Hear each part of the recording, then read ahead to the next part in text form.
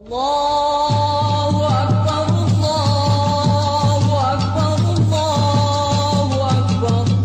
La ilaha illallah, Allahu Akbar. Allahu Akbar, walillahil hamd.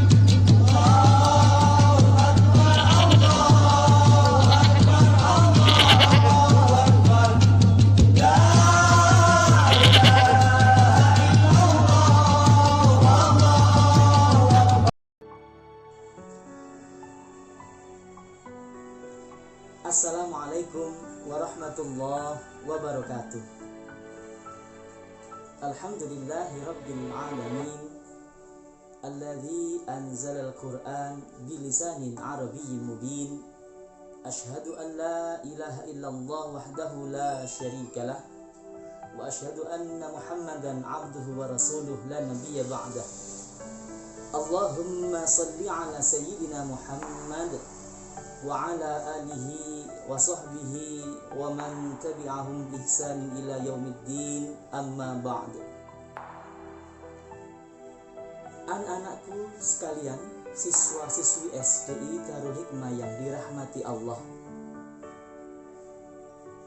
syukur alhamdulillah pada pagi hari ini kita semuanya, seluruh umat muslim sedunia, merayakan hari raya yang kedua, yakni Idul Adha. Anak-anakku sekalian, Idul Adha bisa juga disebut dengan Idul Kurban.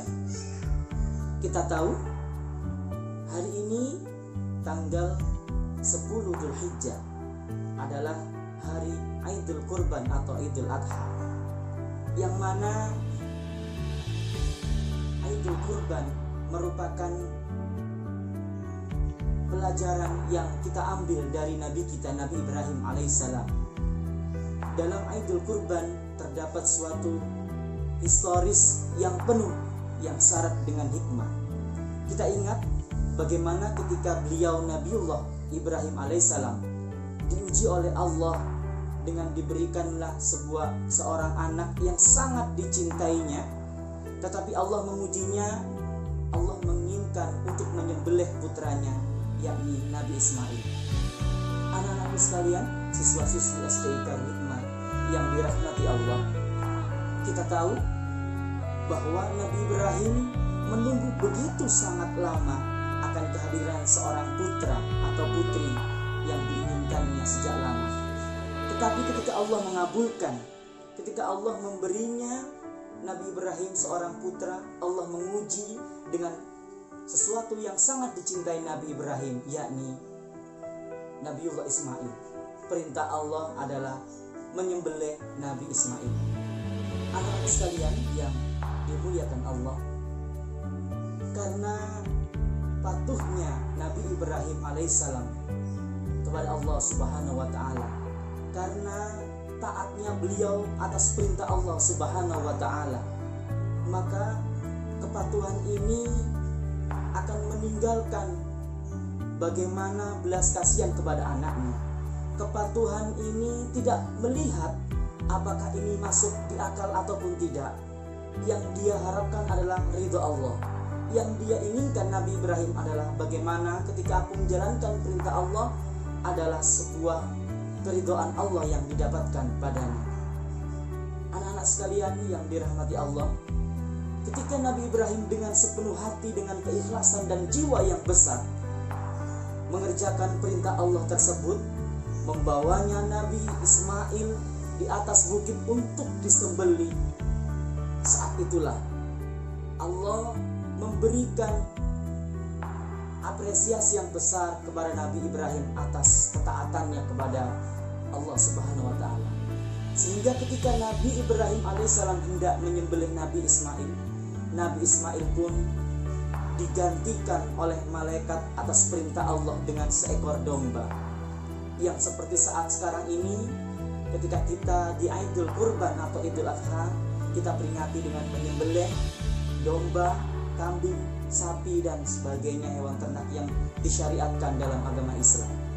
Anak-anakku sekalian yang berbahagia, kita ingat bahwa pelajaran besar yang bisa kita terima dalam kisah Nabi Ibrahim adalah secinta apapun kita terhadap benda harta kita, harta benda kita, terhadap anak ataupun istri kita, tetapi jangan sampai mengalahkan kecintaan kita kepada Allah Subhanahu wa taala.